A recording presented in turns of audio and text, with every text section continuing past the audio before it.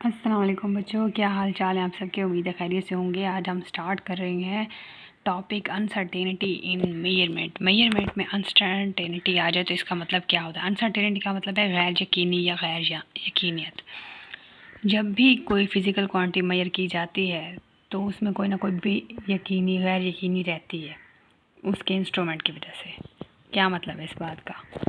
इसका मतलब ये है when ever a physical quantity is measured, जब भी कोई फिज़िकल क्वांटिटी के हम मेजरमेंट लेते हैं एक्सेप्ट काउंटिंग, सिवाय इसके काउंटेंट के, there is a inevitable some uncertainty, इसके अंदर कोई ना कोई अनसर्टेनिटी रहती है। जब हम रीडिंग लेते हैं, मेजरमेंट लेते हैं, फाइंडिंग्स उसके आते हैं हमारे पास, कोई ना कोई गैर यकीनियत रहती है अबाउट इट्स डिटरमिनेंट वैल्यू। जो यहाँ पे वर्ड है इनएविटेबल, इसका मतलब है नेचुरली तौर पे जब भी कोई हम वैल्यू मेजर करते हैं तो कोई ना कोई इसकी गैर यकीनियत उसके अंदर आ ही जाती है।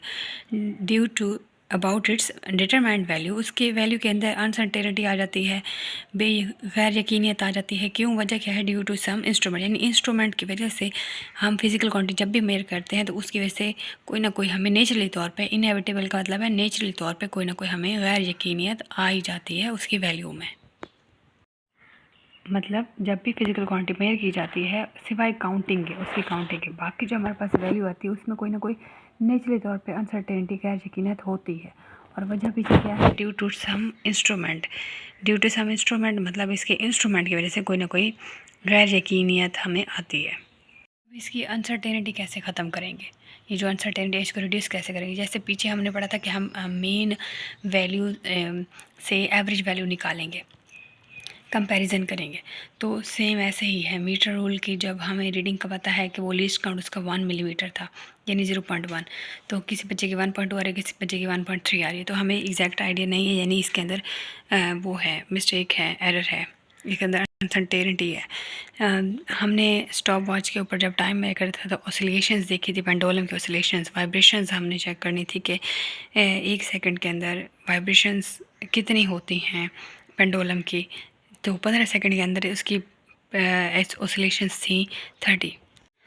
तो हम इसको मिनिमाइज़ कैसे करेंगे, हम इसको कम कैसे करेंगे। हमने पीछे देखा था पीछे वाले टॉपिक में कि जो था एवरेज से हमने किया था, मीन वैल्यू को एवरेज से हमने कंपेयर किया था डिवाइड करने के बाद, तो हमारे पास एग्जैक्ट वैल्यू आई थी। तो अब हम इसको भी हम ऐसे ही रिड्यूस कर सकते हैं, कम कर सकते हैं अनसर्टेनिटी। हम उसको मेन वैल्यू के साथ डिवाइड कर दें। हमने पीछे देखा था कि ऑसिलेशन, अगर 30 ऑसिलेशंस आ रही हैं, वाइब्रेशंस आ रही हैं, तो कितने टाइम के अंदर ये 30 आ रही हैं, तो 15 हमारे पास टाइम गिवन था, 15 को डिवाइड कर देंगे 30 पे तो हमारे पास वैल्यू आ जाएगी।